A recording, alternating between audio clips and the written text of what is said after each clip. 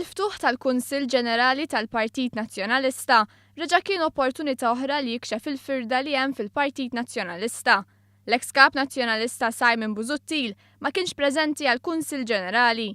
Lanqas id-deputati nazzjonalisti Chris Sajt, Claudette Buttigieg, Therese Comodini Kakija u Carola Qualina ma kienu preżenti.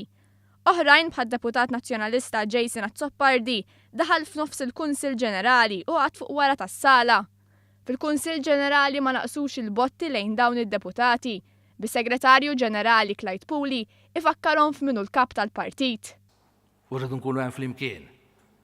Aħna nafsu l-gass u d-direzzjoni jtijinna l-pilota tagħna. Adrian Delija.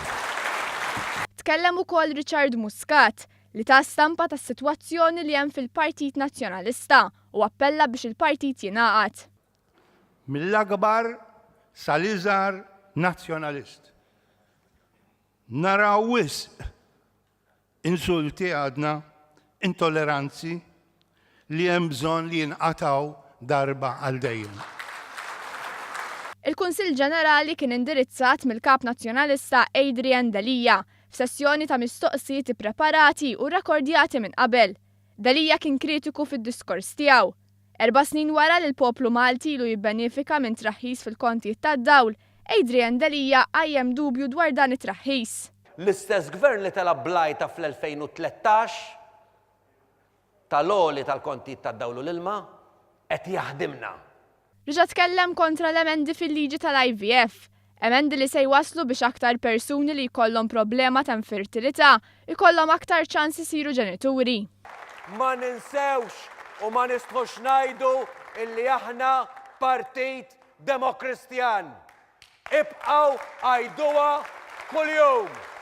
F'diskors negattiv fejn fih ma tkellimx dwar il-pjan tiegħu għall-futur, Adrian Delija kritika l-5 miljun euro lill-gvern tal-Puttino Kers.